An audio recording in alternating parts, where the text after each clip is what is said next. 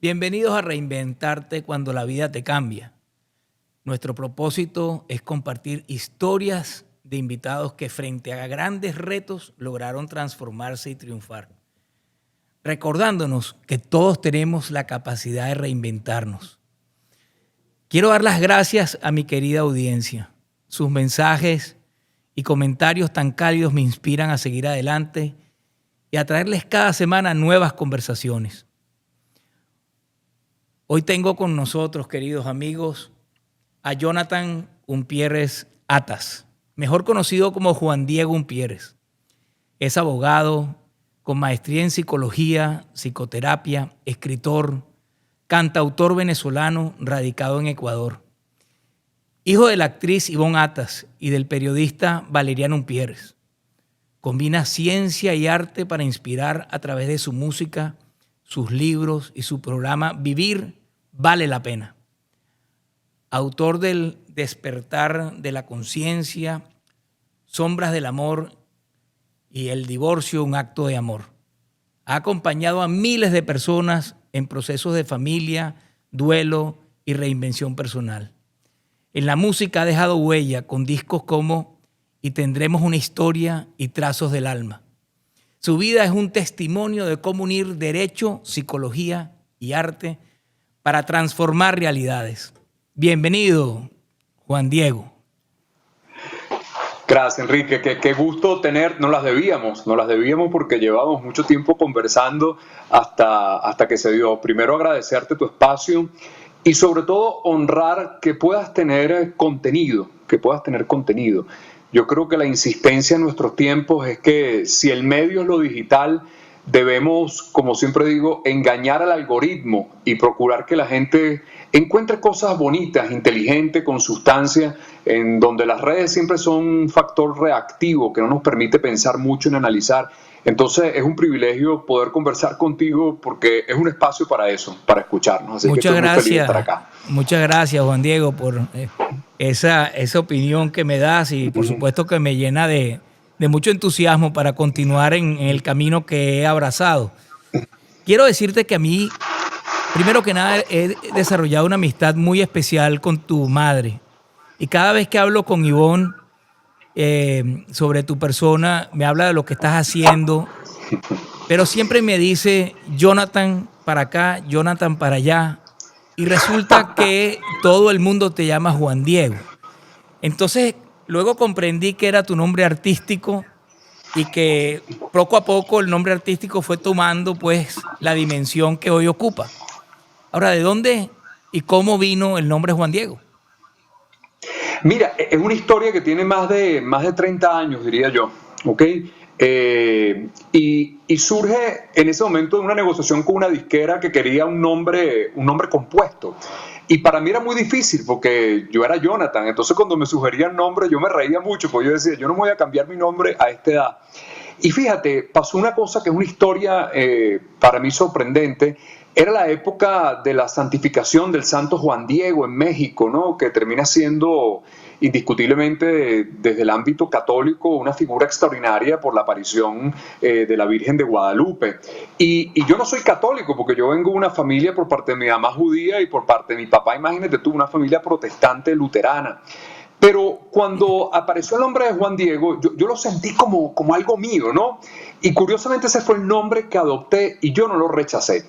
Pero lo más maravilloso de ese cuento es que yo en el año 2002 me invité a una organización en México, recuerdo perfecto, se llamaba el Grupo Quetzal, y yo digo, ¿cómo me voy a ir a México yo sin saber la historia de Juan Diego llamándome Juan Diego? Y ahí apareció algo que realmente fue impactante. Había una gran... porque todavía está con nosotros, pero ya no está en el puesto que tenía en Venevisión, Luisa Marcano, que fue una maquilladora, la jefa de maquillaje que maquilló desde mi mamá hasta todos los artistas 50 años en Venevisión. Y Luisa, cree mucho en los santos. Yo tenía que preguntarle a ella quién era Juan Diego. Y ella me regaló un libro, imagínate tú, que yo me leí para saber quién era el santo mexicano Juan Diego. Y ahí pareció algo que indiscutiblemente supe que ese nombre era para mí.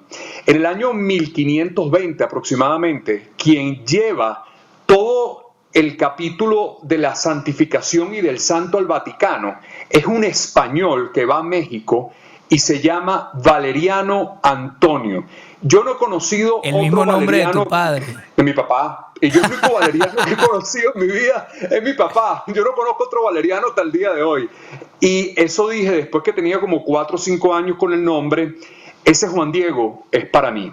Y de ahí en adelante aparece un Juan Diego que quizás cuida al Jonathan, porque yo tengo una parte que quizás tiene que ver con el orden público, de mis conferencias, de la parte mediática en televisión, y tengo una parte profundamente que me lleva a tierra, que es la conjugación de lo que hago en el marco como orientador, como abogado, que quizás es Jonathan, que es quien se enfrenta mucho al contexto de lo humano, del dolor, y quizás Juan Diego termina siendo un personaje que cubre al otro, bueno, que habla más de una parte donde me expongo, pero que siempre abraza a ese Jonathan, que es el que le toca lidiar con la dificultad y la complejidad de lo que es mi trabajo.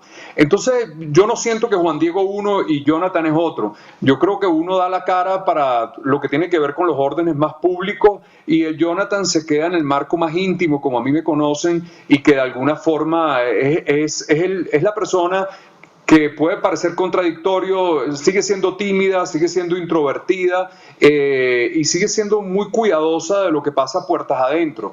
Entonces quizás Juan Diego es el gran expositor que conjuga todo lo que ha sido mi carrera. Bueno, el primer gran logro de este podcast es que estamos logrando una entrevista con 2 personas a la vez.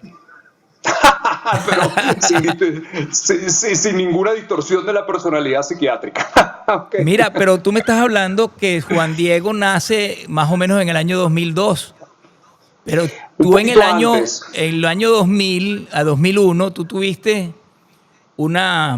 hiciste, creo que fue, y tendremos una historia que lo produjo Frank Quintero. ¿Ahí lo hiciste como Jonathan o como Juan Diego? No, ya era Juan Diego. Esa época ya aparecía Juan Diego, porque la música siempre me ha acompañado a mí y me sigue acompañando. La música fue el primer orden vocacional, porque yo vengo de un colegio que es el Emil Friedman, y la música en el Emil Friedman no era optativa, era obligatoria. Y recuerdo al gran maestro Friedman, ese hombre virtuoso con una visión de la educación que siempre llevo en mi corazón, porque Friedman decía, no hay cultura sin cultura musical. Y ese es un colegio que siempre tenía un lema, ¿no? Que era las artes para el alma, la ciencia para la mente y el deporte para el cuerpo. Era un hombre muy visionario y yo creo que la música en ese momento empezó a teñir mi vida. Mi padre era un gran melómano y también, imagino, la vena artística de mi mamá empezó como a latir esa necesidad de entrar en la música. Lo que sucede es que cuando uno le dice a los padres que se va a dedicar a la música, la cara no es muy agradable y te hacen la siguiente pregunta. Y te dice, ¿y qué más? ¿Y qué más vas a estudiar? Entonces ahí entró el derecho. Bueno, pero tú más o menos cumpliste con el qué más, porque creo que se te pasó la mano. Sí. Porque por un lado estudiaste Derecho, luego te especializaste en Derecho de Familia, no contento con esto, maestría en Psicología, en Psicoanálisis, además de ello cantautor, has escrito varios libros y además ahora eres conferencista, diriges un programa de un podcast y además programas de radio, televisión allá en Ecuador. Además, en crecimiento personal eres un experto, entonces creo que el que más lo has cumplido a cabalidad.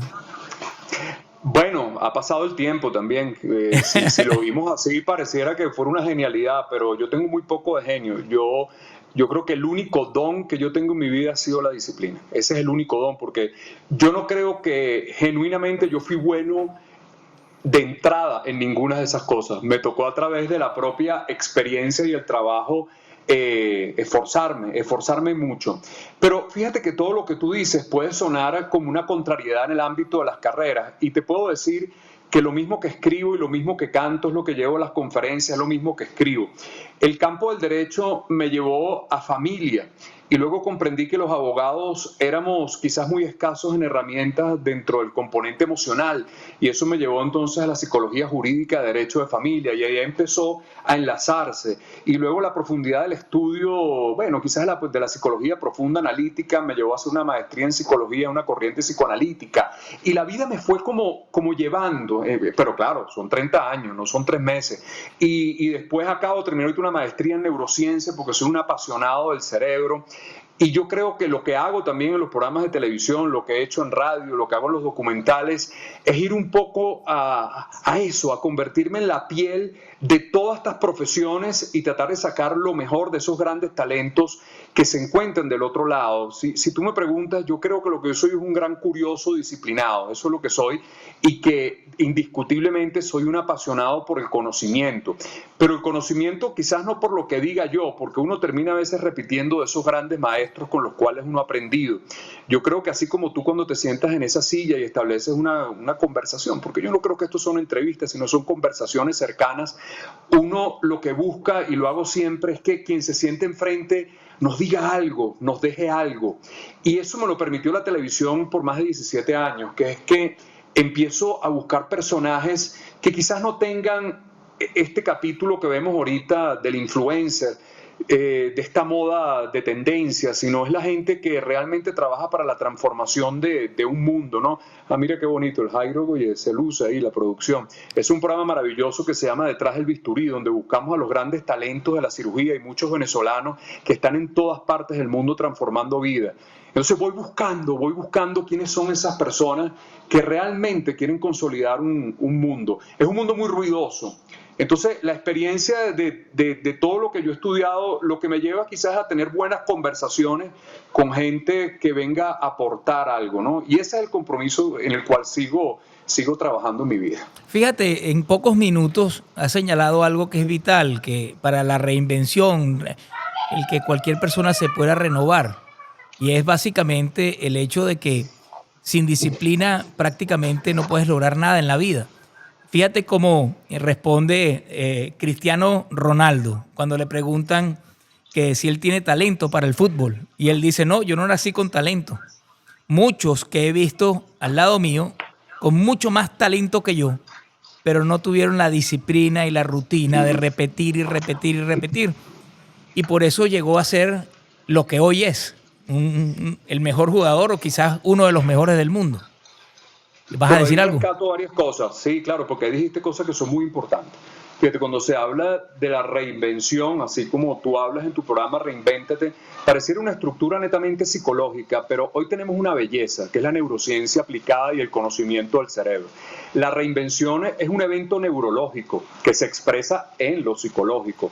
La reinvención tiene que ver con la formación de redes neuronales, con la neurogénesis, con la neuroplasticidad, con desechar todas esas cosas que nos dijeron de chiquito que eran terribles, ¿no? Que quien nace barrigón ni que lo fajen chiquito, que el loro viejo no aprende a hablar. Y hoy en día se ha descubierto que es todo lo contrario. No, el cerebro es una máquina reprogramable siempre, eso está comprobado, ya eso no parte de un orden subjetivo, sino que se ve en resonancia magnética funcional.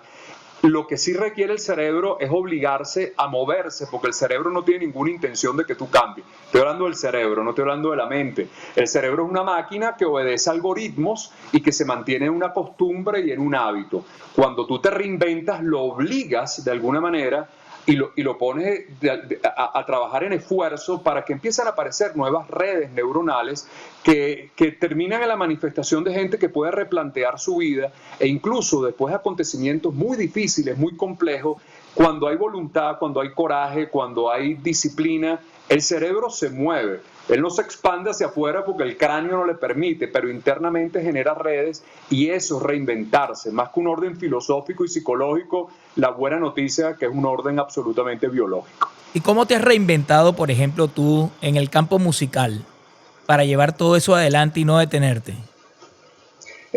La música hoy en día se convierte en un pretexto para mí de poder disfrutar algo que es el escenario.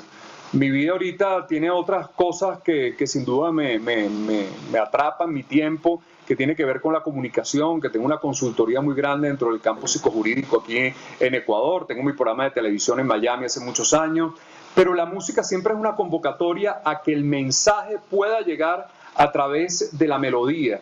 Los seres humanos tenemos la mala maña de tratar de convencer al otro y a nadie le gusta que lo convenzan, sin embargo nadie se resiste a que lo conmuevan. Y yo creo que la música me permite conmover a la gente y quizás todo lo que he estudiado se puede llevar a través del escenario. Ahora estuvimos en Venezuela haciendo un espectáculo con Mirna Ríos porque tengo una obra que se llama Tus canciones en el diván. Bueno, que analizamos los temas y nos reímos, pero es un poco entender que la vida pudiera entrar en muchas canciones también. ¿Habrá alguna canción que pudiéramos disfrutar de esas así espontáneas que te pueda seguir ahora? Tú sabes que yo hace muchos años escribí una canción que sigue marcando pautas en el ámbito de una cosa que es una condición muy terrible, que es el Alzheimer. Y escribimos hace muchos años para Fundación Alzheimer Internacional. Es una historia muy bella, porque es la historia de los suegros de mi hermano mayor de parte de mi papá. Y esos suegros tuvieron casi 65 años de matrimonio, hasta que ella empezó a sufrir de esta condición terrible. Pero esto no me lo contaron, esto es una cosa que yo veía, que él cuando la conmovía con una poesía, porque Ildefonso, como se llamaba él, decía que el amor era detalles, y él durante cada año siempre le regaló algo. Cuando cumplieron 50 años de aniversario, que hicieron una gran fiesta en un hotel en Caracas, él subió al escenario, abrió una maleta y habían 50 regalos. Todo el recorrido histórico de lo que había sido el amor. Mira qué bello. Qué belleza. Ella empezó a padecer de esa condición, pero fíjate qué curioso, ya esta señora desconectada, cuando él se acercaba y le tarareaba una canción, un recuerdo, una poesía, la expresión del rostro le cambiaba. Entonces dijimos que a pesar de que el Alzheimer pueda borrar registros de la memoria, cuando el amor es de alma, nunca se borra. O sea, nació una canción que se llama Pequeños Pasos, déjame ver cómo suena, y tiene que ver con esa historia,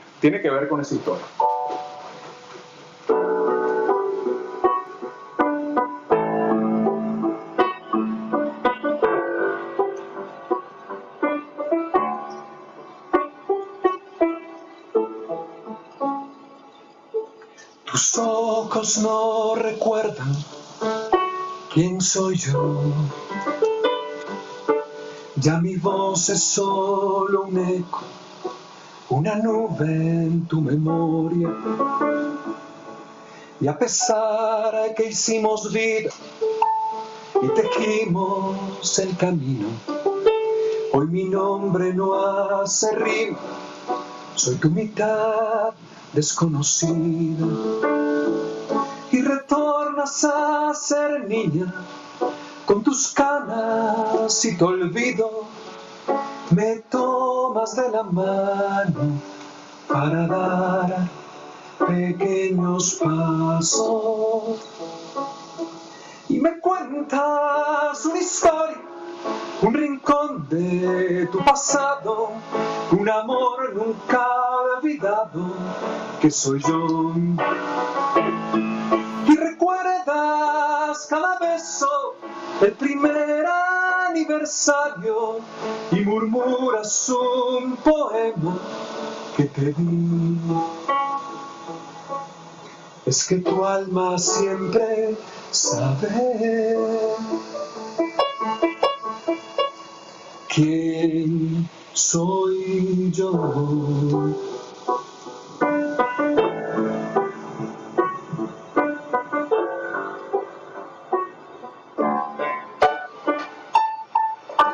Bueno, media canción. ¡Qué belleza, vale! Espero que se haya oído bien, porque con la distancia no sé cómo suena, pero cuando se canta del alma, bueno. Mira, yo te puedo decir, una canción de amor. Yo te puedo decir que una de las cosas que más me han llamado la atención de tu forma de ser es lo profundamente humano que eres, ¿no? En el sentido de que estás muy, muy en sintonía con situaciones que el ser humano vive. Y esa sintonía que uno siente, que tú sientes, hace que conectes con una velocidad muy grande. Y eso me llamó la atención cuando empecé a leer sobre ti. y fue que hablabas de que lo humano y la ciencia están en un mismo plano, están unidas. Algo así hablas tú sobre esos dos temas. Háblanos de ello. La ciencia y lo humano se dan la mano. Y fue un poco, no sé, quizás el eslogan que utilicé con un gran amigo y socio, el doctor Luis Arocha Mariño, gran psiquiatra, filósofo, neurocientífico. Él está en España, ya un hombre grande, de una experiencia increíble. Y hay un debate entre tratar de que la mente es una cosa, que el espíritu es una cosa, que el alma es una cosa, bueno, y que la parte somática o el cerebro va por otro lado, muy citando a Descartes quizás. Yo creo que nosotros no podemos ver la película por parte, porque la vida es un gran sistema y todo está absolutamente integrado.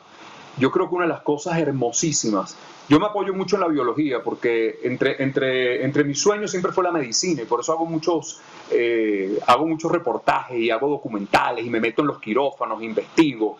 Mira, oye, pero aquí es rápido, Jairo, ¿no? Ahí está el doctor Arocha, que es una gran eminencia en la psiquiatría y en la neurociencia, extraordinario.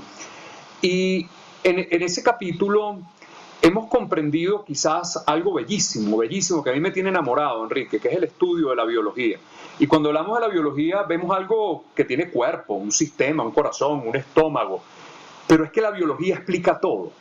Explica un diseño de una ingeniería extraordinaria. Seamos creyentes o no seamos creyentes, negar el ámbito biológico, negar el ámbito de la naturaleza, del ámbito de la física, no puede estar fuera de lo humano.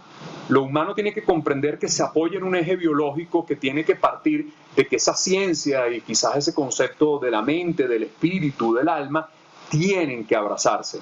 Y yo me apoyo en lo biológico porque yo creo que ahí está la explicación de una cantidad de cosas, aunque el mundo actual quiere perturbarnos en cosas de como que lo biológico no tiene importancia y percepciones. No, la estructura del cuerpo humano nos enseñan muchas cosas, ¿no? Es maravilloso cuando tú piensas que tú ves un alimento y ahí empieza la digestión solamente con ver el alimento, que tú te tragues algo y hay una epiglotis que cierre para que no vaya por la vía aérea, sino vaya por la vía digestiva. ¿Quién le da la orden? Es un diseño extraordinario lo que pasa con el sistema nervioso. Entonces, yo lo que he procurado es ponerme en contacto de que ambas cosas tienen que abrazarse. La ciencia humana no es un divorcio, sino más bien es una unión extraordinaria para explicarlo desde una parte más conmovedora y entender que tenemos que abrazarnos en esos dos conceptos. De allí que la frase tuya, que vivir es un milagro. Es un milagro porque la vida es un milagro. No hay probabilidad matemática que ese espermatozoide y ese óvulo, solo ese espermatozoide, porque disparaste miles, pero solo ese y solo ese óvulo se hayan encontrado. Pero tú te imaginas un par de células que son microscópicas, que no las puedo ver, contengan la información genética y hereditaria y la ingeniería de un sistema en dos células microscópicas. Eso es un milagro. O sea, eso no puede tener otra palabra sino la expresión de que la vida, a pesar de la complejidad, el eje de ese encuentro de dos células solamente se puede explicar como un gran milagro. Ahora, ese gran milagro parte de un programa que tú tienes que se llama Saber Vivir, creo que se llama. Tengo un programa, el programa de televisión que siempre le pusimos Vivir Vale la Pena. Pero Vivir Vale la Pena. Vivir Vale la Pena. Sí, que es un nombre, claro, cuando lo separamos es muy fuerte, ¿no? Porque hablamos de la pena. Vivir vale la pena. Sí, pero no estás diciendo vivir da pena, es vivir vale la pena. Claro que sí, son dos cosas diferentes. La vida tiene puertas, Enrique, tiene muchas puertas. Y hay puertas que abren la salud, hay puertas que abren la ganancia, hay puertas que abren el éxito, hay puertas que abren la sonrisa, que abren el buen amor. Pero la vida tiene otras puertas, que abre las despedidas, las tristezas, los dolores, la enfermedad y la muerte. Ambas conducen a la vida. Y la vida tiene etapas muy complejas, muy difíciles, sin dejar de ser la vida una gran fiesta, porque al final la vida sigue siendo una gran fiesta. Pero tiene cosas que la pena entra y que el dolor va a estar presente en nuestro camino. Y el sufrimiento transitorio tiene que ver con lo humano. Yo a veces he hecho crítica porque yo creo que una época no se hablaba de la salud mental. ahora creo que se habla en exceso de la salud mental también, ¿no? Y se ha buscado siempre como tratar de meterle una etiqueta que puede tener un orden patológico, porque hay depresiones que son patológicas y que requieren de tratamiento, pero no toda tristeza ni todo sufrimiento obedece a una depresión. La tristeza, el dolor y el sufrimiento es parte del recorrido humano, con lo cual tenemos que lidiar y entonces ahí sí reinventarte, porque una persona que transita el dolor y que genera un camino de transformación es un ser que se reinventó. Eso sí está comprobado. Ahora, por supuesto que es el camino para la reinvención, pero tú tienes una frase que a mí me llamó mucho la atención y es: nacemos originales y morimos copia. Bueno, ¿Cómo ojalá es hubiera eso? sido mía esa frase, ojalá hubiera sido mía. ¿De quién es? Es una frase de Carl Gustav Jung, el gran analista, discípulo de Freud, que después tomó su camino, por el cual se le debe la magia y la psicología profunda junguiana. Además, una frase citada casi 90 años. ¿Tú te imaginas que en nuestros tiempos, que ese es el síntoma de la sociedad? Nacemos originales y morimos copias. Todo el mundo pone el mismo filtro en el Instagram, todo el mundo quiere parecerse al otro, todo el mundo busca compararse con un colectivo de 7.000 millones de personas que ahora las tienes aquí en el dedo. Claro que nacemos originales y nacemos únicos, pero la sociedad y la cultura busca de alguna forma integrarnos y nos hace una copia mala, una fotocopia. Y eso estamos viendo, un mundo que está completamente polarizado, impresionante. El mundo está fracturado en dos extremos que están en esquinas completamente diferentes. Entonces ya no podemos ni pensar diferente porque estás en mi equipo o no estás en mi equipo. Eso ha existido siempre. Yo no creo que estamos viviendo una época donde no haya existido. Sin embargo, lo que pasa es que el flujo de la información en nuestros tiempos es tan rápido que sentimos que hay más ruido. Bueno, siempre ha habido ruido. Lo que pasa es que ahora lo tenemos en tiempo real, ¿no? Pero yo creo que el mundo tiene que empezar a centrarse en lo humano y permitirnos encontrar ese centro para empezar a volver a ser originales, volver a la esencia. Tu papá tiene un libro que yo te comenté ahorita fuera del aire, que es un libro que para mí se anticipó a lo que estamos viendo, porque creo que la pandemia aceleró los tiempos, la aceleró demasiado. Y es un libro donde se habla de la inteligencia artificial, del mundo que viene, de cosas muy profundas. El futuro tiene su historia. El humano. El futuro tiene su historia, claro, pero ahí se adelantó tu papá, se adelantó porque ahora no es que viene eso, ahora llegó, ahora está sentado así como tú y yo, uno frente al otro, y esa es la pregunta que tenemos que hacernos: ¿hacia dónde va la humanidad? A mí me preguntan, ¿pero le tienes miedo a la inteligencia artificial? No, la inteligencia es extraordinaria, porque la inteligencia artificial viene a ser algo que lo humano nos dijeron que podíamos hacer, pero nos cuesta mucho, que es ser eficiente. Nosotros somos mamíferos, nosotros no somos seres eficientes, somos seres adaptativos que evolucionamos. La inteligencia artificial es eficiente, es rápida, es veloz, y eso puede llevar un capítulo hermosísimo de la humanidad, que volvamos a ser humanos, que el médico no solamente dé un diagnóstico, sino que ponga el hombro en una circunstancia difícil, porque hoy en día la inteligencia artificial va a diagnosticar mejor que un médico, eso ya hoy en día no es secreto. Pero si volvemos a la esencia de nosotros, yo creo que puede ser un mundo extraordinario, si volvemos a lo humano. Hay una frase que a mí me gusta mucho, que quiero compartir contigo, que la he usado muchas veces. Es que nadie es mejor que tú siendo tú mismo. Y por lo tanto, busca la autenticidad. Creo que esa ha sido la razón de ser de esa frase, ¿no? Claro, lo que pasa es que ser uno mismo es un deporte de alto riesgo. Como diría Barrada, sí, como diría que lo tuviste en el programa, sin duda. Sí. Sí, es un deporte de alto riesgo porque ser uno mismo genera las antipatías necesarias. Las antipatías necesarias, cuando uno asume ese compromiso, es que uno tiene que aprender a decir que no, es que uno no le puede caer bien a todo el mundo. Es que a nosotros nos educaron para ser profundamente buenos, pero no para ser nosotros mismos. Es que no le ponemos límites a los demás, es que no nos gusta hacer acuerdos. Entonces, claro, cuando uno tiene que ser uno mismo, tiene que aprender a decir que no, pero cuando uno dice que no, se dice a uno que sí. Entonces, claro, la gente busca complacer porque nadie le quiere caer mal al otro. Entonces terminamos haciendo y cargando esas traiciones internas que son muy difíciles, porque todo el mundo va complaciendo al otro sin saber el precio de lo que estamos pagando internamente. Yo te puedo hacer la vida cómoda a ti, pero yo no te puedo hacer la vida cómoda a ti a través del sufrimiento mío. Eso es un pésimo negocio. Y yo creo que hay que buscar la coherencia y aceptarse como uno es. Y habrá gente que te quiera y gente que no te quiera. Decía Walter Rizzo que si el 50% de la gente te ama y el 50% de la gente te detesta, estás en la cumbre del éxito. No pidas más. ¿Okay? Y tú lo habrás vivido como político, como alcalde, como gobernador, porque el costo de la política es que siempre habrá retractores, enemigos personales, que tú no le habrás hecho nada y te odiarán sin que tú le hayas hecho nada. Y lamentablemente, como decía mi papá, amigos del poder. Uno tiene amigos del poder y enemigos personales de uno. Entonces es una aventura de alto riesgo, pero yo creo que vale la pena asumirla. He visto tus retos, los retos que te has planteado, y has diseñado un método que te ha llevado a dar conferencias en diferentes países. Algo que me llamó mucho la atención, te voy a comentar y para que tú nos los expliques. Me llamó mucho la atención que tú hablas de que los seres humanos tenemos 5 negociaciones. Y me llamó mucho la atención porque cuando las escuché me dije, bueno, es verdad, pero mucha gente no se pasea por ello.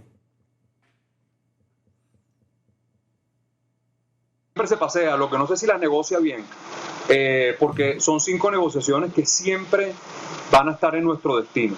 La primera es la negociación con uno mismo, que más temprano que tarde la vida te va a poner a reinventarte, y la reinvención es un trabajo hacia adentro, no es hacia afuera. Es el marco del autoconocimiento, a ver cómo tú transformas la existencia en una posibilidad que te lleve a la trascendencia. Esa es la primera negociación. Disculpa que te interrumpa. ¿Por qué es un trabajo hacia adentro? Quiero para que quienes nos están escuchando, que hay un gentío que se está reinventando, que necesita renovarse por muchas razones. Y creo que lo que tú estás diciendo es vital para una conversación como la que hoy tenemos.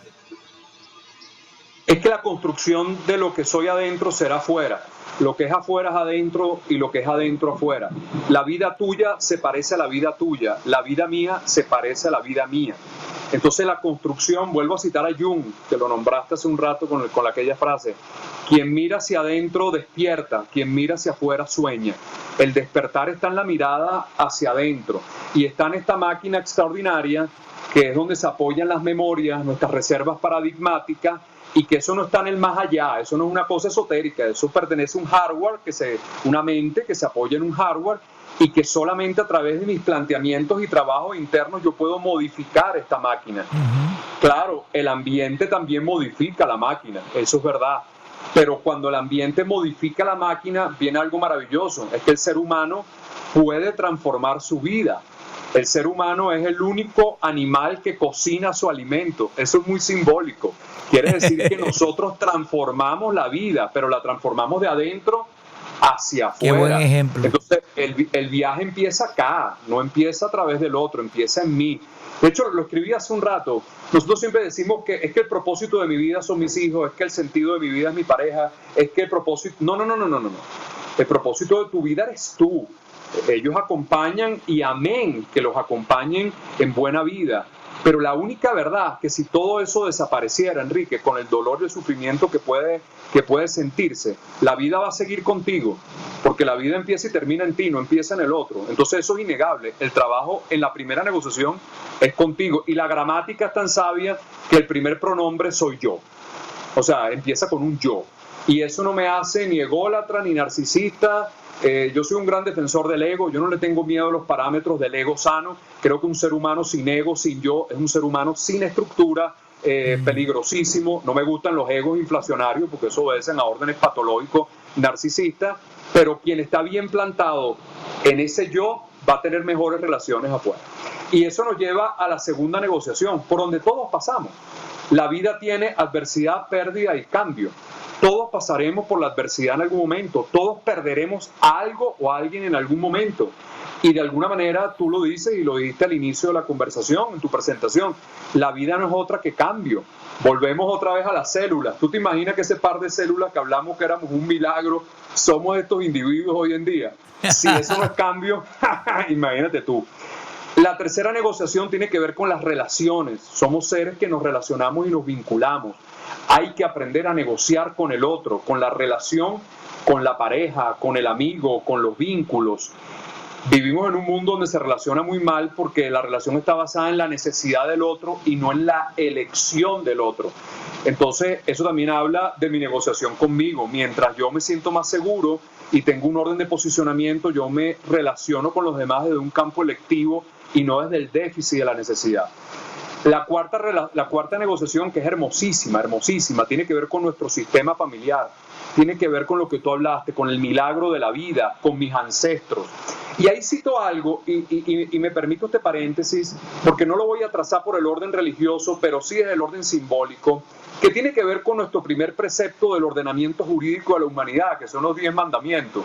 Esas tablas de Moisés, más que un orden religioso y judaico que después se transforma en el cristianismo, es un orden, es una constitución, es un orden jurídico. Y fíjate, cuando llegamos a las tablas originales, porque luego hicieron un upgrade de las tablas, pero si nos fuéramos a las tablas originales, a la primera, repito, vamos a ver que el quinto mandamiento, el cual es para mí el más importante, porque fíjate, dice, honrarás a padre y madre, pero es el único mandamiento que tiene un para qué. Los demás no te explican para qué. No matarás, no dirás el nombre de Dios en vano, pero cuando llegas al quinto mandamiento, en las tablas originales dice, honrarás a padre y madre, coma, te dice en hebreo, para que tengas larga y buena vida, Dios proveerá. Es un pensamiento pareciera de la psicología sistémica, porque dice que para tú tener larga y buena vida, tienes que mirar hacia atrás y honrar que si no valoras el milagro de la existencia, tu vida no va a ser larga ni buena. Y hay algo muy simbólico, que es la honra del milagro de la vida. Si no hay creación, no hay nada, y por eso la vida es extraordinaria. Y la quinta negociación tiene que ver, muy basada en Viktor Frankl, ese gran psiquiatra que tiene su gran bestseller, sin el duda, hombre que en busca del destino. Ajá. El hombre en busca del sentido, que además es un libro que no se llamaba así, se llamaba Un psiquiatra en un campo de concentración y no vendió ni un libro. Cuando cambió el nombre fue un bestseller. Pero Viktor Frankl establece que la vida, a pesar del sufrimiento, y que el hombre en circunstancias muy complejas solamente lo puede sostener a lo que es la existencia cuando tiene sentido. Y los seres humanos tenemos que buscar una misión, un propósito y un sentido. Quien encuentra el sentido se sostiene en el maravilloso camino de lo que es la existencia. Son las 5 negociaciones. Excelente. Cuando hablas de el sentido, el propósito, mucha gente se pregunta ¿qué quiero? En lugar del para qué, ¿no?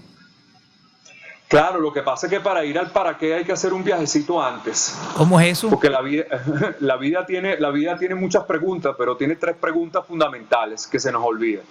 La vida tiene que establecer una pregunta, establecer quién soy yo, pregunta que muy poca gente puede responder, porque a nosotros nos define lo que hacemos, pero no lo que somos. Yo recuerdo, las tarjetas, ya no se usa eso, uno tenía tarjetas de presentación y, bueno, o sea, gobernador Enrique Fernando, arquitecto fulano de tal, abogado fulano de tal. Fíjate, primero nos define la profesión o el cargo que lo que somos. Y nosotros somos más allá del cargo, más allá de la profesión. La primera pregunta que tenemos que hacernos es ¿quién soy? Y ese quién soy tiene que llevarme a un a dónde voy yo. Y ese a dónde voy yo debería sugerirme en algún momento con quién voy yo. Acá hay una trampa, porque la trampa es que nos queremos volar el orden. Y esto es pregrado, posgrado y doctorado. Si no hacemos trampa y el a dónde nos dice quiénes somos. Y es un poco lo que estamos viendo como síntoma de la sociedad actual. La gente quiere tener sin ser. Y ahí nos podemos meter en un marco terrible, que es un tema a discutir, que tiene un orden más profundo en la psicología social y no solamente desde el marco de lo que vemos en nuestro gobierno. Es la corrupción. El mundo tiene que ver en la inmediatez de querer hacerme millonario rápido, de tener pero sin procurar un ser. Entonces caemos en la gran trampa de lo que estamos viviendo, que es una sociedad que vive a través de la inmediatez. Y la inmediatez funciona con el celular, funciona para pedir las aplicaciones, funciona para todo eso. Pero los procesos vitales y biológicos, viste, no obedecen a la eficiencia. Obedecen a que una mujer, para poder dar a luz, por lo menos tendrá 36, 37, 38 semanas de gestación, y no hay inmediatez posible. Entonces hay que volver a los procesos de la vida, aunque el mundo se empeñe en ir muy rápido. ¿Tú consideras que la inmediatez que estamos viviendo hoy día es la razón por la que mucha gente, a pesar de lograr el tener, no se siente identificado con lo que está haciendo y al final del día nacen depresiones, tristezas, porque no hay una identificación entre lo que se hace y lo que se es. Es que no hay proceso. La vida se construye de proceso. Reinvéntate. Yo leo ahí reinvéntate, pero eso no es magia. La reinvención es un proceso, como te dije, de neuroplasticidad cerebral. Y si es neuroplasticidad cerebral, quiere decir que hay nuevas redes. Las redes no se forman de la noche a la mañana. Las redes requieren un proceso de trabajo, de disciplina, de voluntad, de constancia, que se mueve a través del cronos, se mueve a través del tiempo. Y a nosotros nos están secuestrando el tiempo. Esa es la gran desgracia que vivimos en este momento, porque nadie tiene tiempo. Solamente estamos buscando estar en lo inmediato y ahora tenemos una sumatoria de algo peor. Es que nadie tiene tiempo, pero tampoco tiene espacio, porque el espacio ahorita es virtual, ya no hay espacio real. Y por eso las grandes organizaciones del mundo, las grandes, no sé, empresas del mundo, te das cuenta que no tienen en el fondo espacio. O sea, Amazon no es dueño de ninguna tienda, Airbnb no es dueño de ningún apartamento, Uber no es dueño de ningún carro. Son plataformas a través de otros, pero nos han robado eso, el espacio y el tiempo, que es donde se consolida y se transita la posibilidad de lo humano. Eso no significa que sea un discurso antitecnología, ni anticientífico, ni ante la maravilla de la modernidad que estamos viviendo. Lo que quiero decir es que los tiempos de la vida tienen que ser respetados y no son inmediatos.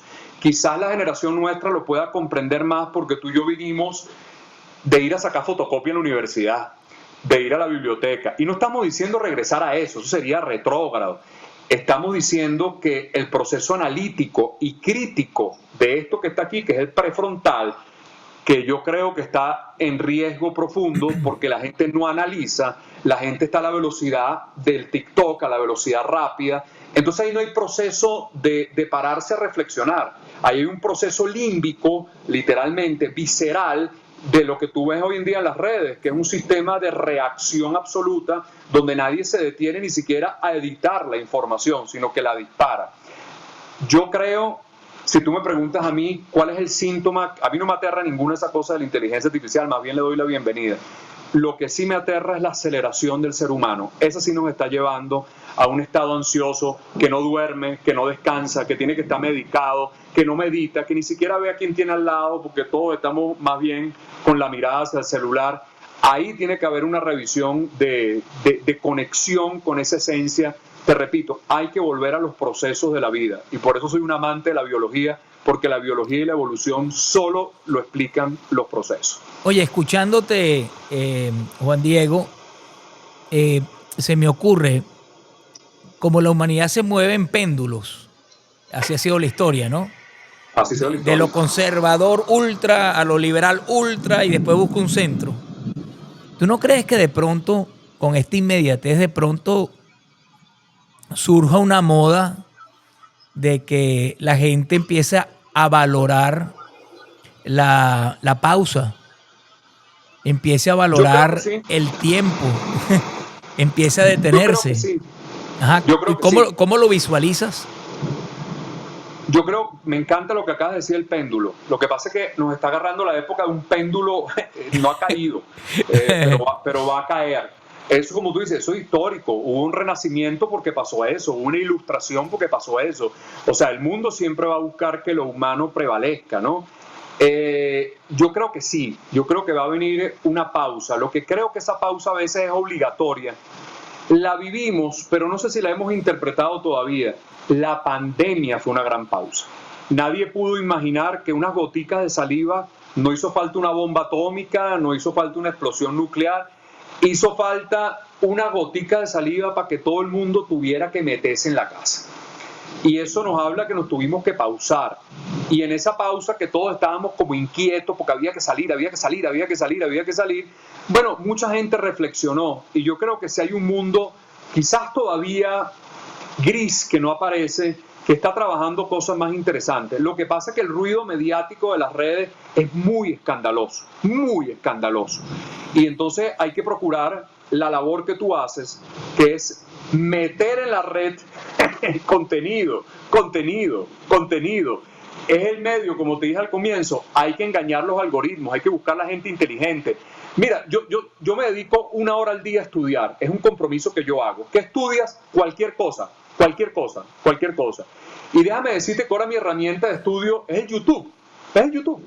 Yo encuentro, mira, documentales, científicos, mira, filósofos, psicólogos, psiquiatras. Mira, veo todas esas charlas del BVA en España, que a muchos de ellos los he entrevistado en mi programa. Y fíjate lo que lograron ellos, que es un gran ejemplo. Dieron un contenido de valor que pudo ser comercial, porque tienen millones de views. Eso nos hace decir que la gente tiene mayor gusto de lo que algunos creen. Y que la chatarra se consume, pero también las cosas importantes a la gente le gustan. Lo que hay es que ofrecérsela de una manera coherente. Ese centro hay que buscarlo, ese centro va a llegar, el mundo se va a tener que pausar, porque la aceleración que tenemos no es humana. Porque cuando vivimos en esa hiperactividad, entonces la vida tiene sus formas de frenarte. Tú sabes quién me enseña muchas veces a mí, cuando viene aquí un consultante y tiene un diagnóstico de un cáncer. Y tú dices, este se tiene que frenar. Y se tiene que frenar porque ya no le queda más que reflexionar frente a la posibilidad. Pero no nos pongamos ni siquiera tan dramáticos y tan trágicos. Basta que te caigas del escalón de tu casa y te metan 6 semanas una bota en el pie. Y tú te vas a ver que tú te vas a tener que frenar y ahí vas a pensar más.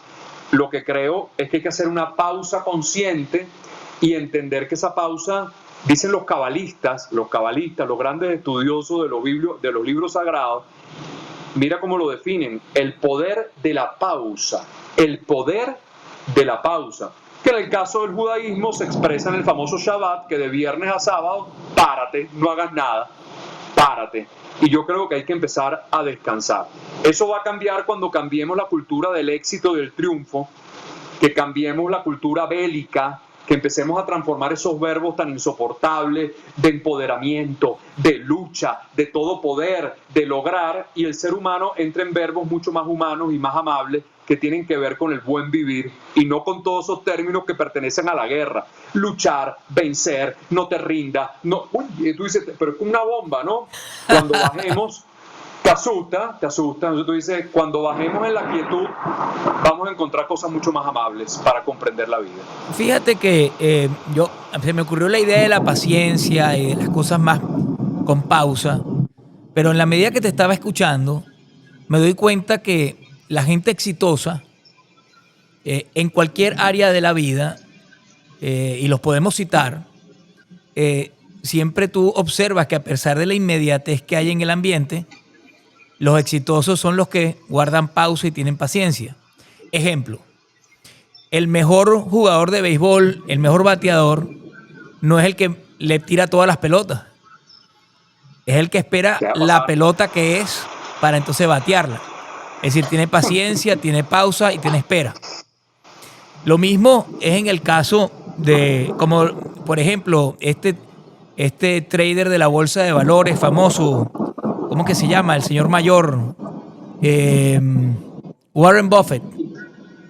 Bueno, pero ese lo entrevistaron hace unos días y estaba escuchándolo y él decía, ¿usted sabe cuál es la mejor virtud que puede tener un trader de la bolsa de valores?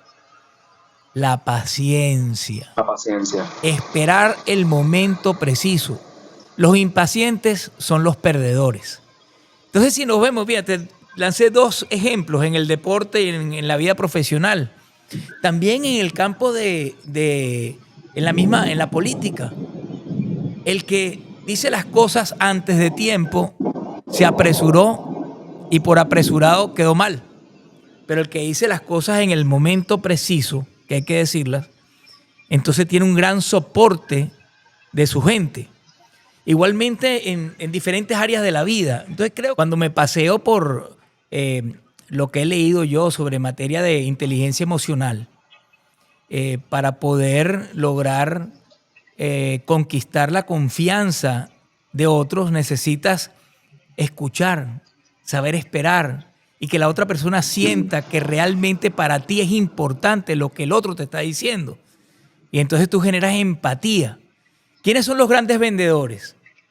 Los que escuchan, los que generan empatía y entonces la otra persona siente que realmente puede confiar en esa persona y le compra lo que está vendiéndole.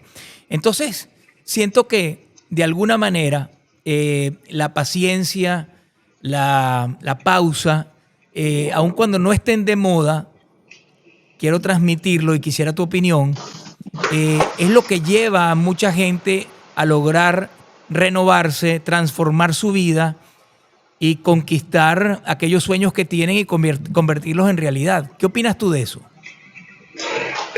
Me encanta lo que dijiste de la escucha, porque tú y yo llevamos ya un rato conversando y fíjate lo bonito de sentir que uno escucha al otro. Cuando uno tiene a alguien que ha sido mi gran trabajo y el tuyo que estás haciendo frente a una invitación, a un programa, lo más hermoso que uno puede tener es escuchar a ese entrevistado o a esa persona que conversa contigo, porque ese es el que tiene que contarnos la historia. A mí me sorprende cómo muchos periodistas ni siquiera están escuchando, están ya preparando la respuesta frente a eso. La escucha tiene que ver con la posibilidad de detenerme. Mira, el cerebro no puede hacer dos cosas conscientes al mismo tiempo. Eso no existe. A nosotros nos dijeron que éramos multitasking. Eso es una mentira. El cerebro hace millones de funciones neurológicas al mismo tiempo. Pero si yo te estoy atendiendo a ti, yo solamente puedo atenderte a ti. Y yo creo que este mundo lo que grita definitivamente es atención. Es un mundo que está requiriendo ser atendido. Y se atiende a través de la escucha. Yo vivo de la escucha, porque la gente que toca la puerta viene a contarme algo, viene a contarme su historia, y esa historia merece ser escuchada. Cuando empecemos a poner el oído más, a reflexionar más frente al otro, habrá más entendimiento, habrá posibilidad de diálogos, habrá posibilidad de construir un centro. Es un mundo que no quiere escuchar porque no tiene tiempo para escuchar. Eso nos pasa incluso hasta con nuestra pareja, con nuestros hijos. No escuchamos. Yo creo que hay que detenerse y empezar a escuchar. Y ahí establecer esa maravilla que es el diálogo para entonces poder construir eso que estamos buscando, una nueva era que ya llegó y que estará en nuestras manos transformarla hacia el mejor sitio. Ahora, me encantó lo que dice del béisbol, porque nosotros estamos con ese bate dándole a todo, es una piñata. O sea, no aguantamos. Por eso tanta gente se poncha. Por eso tanta gente se poncha. Es un mundo, que bueno, te la voy a robar, es un mundo ponchado. Es un mundo ponchado, porque le quiere dar a todo lo que venga. Y debemos recordar también, Enrique, que hay tiempos tuyos, hay tiempos míos, pero también hay tiempos de la vida. En los de la vida no los dispongo yo, sino son de la vida y hay que saber esperar. Mira, Juan Diego, para mí ha sido realmente un placer conversar contigo. Ha sido una conversación de mucho conocimiento, de mucho transmitir la experiencia que has tenido a través de tus lecturas, Amén. a través de tu vida, a través de tantas veces que te has tenido que reinventar. Y se me ocurre cerrar el programa preguntándote ¿qué canción le cantarías hoy al Juan Diego de hace 10 o 15 años? Se la cantaría hoy, el de 10 hace 15 años, y Dios mediante a lo que la vida pueda traer por delante. Es un poema de Machado. Lo que pasa es que la gente dice es una canción de Serrat, pero no es una canción de Serrat, es un poema de Machado que yo creo que para mí define la vida. Y yo creo que se resume en esa gran canción que es Cantares.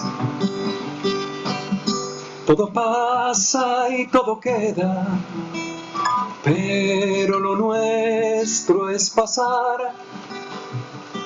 Pasar haciendo camino, camino sobre la mar.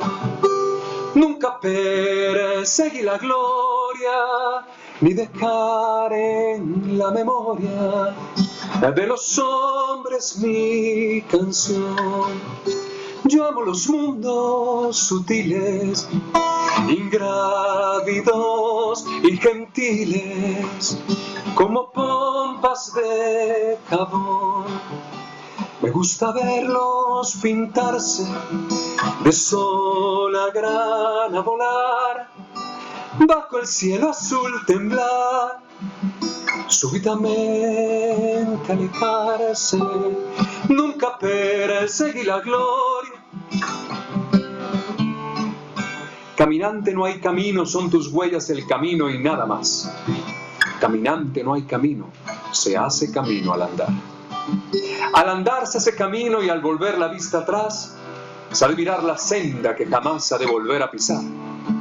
Caminante no hay camino, sino estelas en la mar.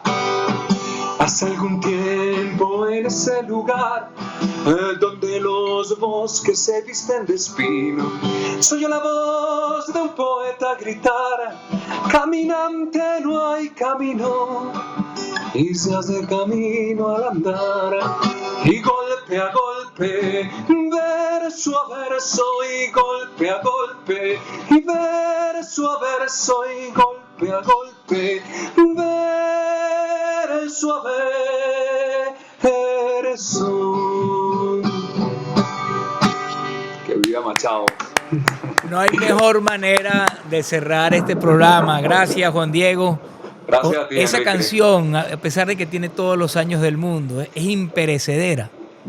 Y por Así más es. que llegue la tecnología, siempre seremos los mismos. Se hace camino al andar. Y ustedes, Así es. señores, todos mis amigos, todos los que nos siguen, quiero agradecerles inmensamente el habernos acompañado y espero que esta conversación haya llegado a sus corazones y contribuya aún más a que todos los días trabajemos nuestra mejor versión. Un fuerte abrazo.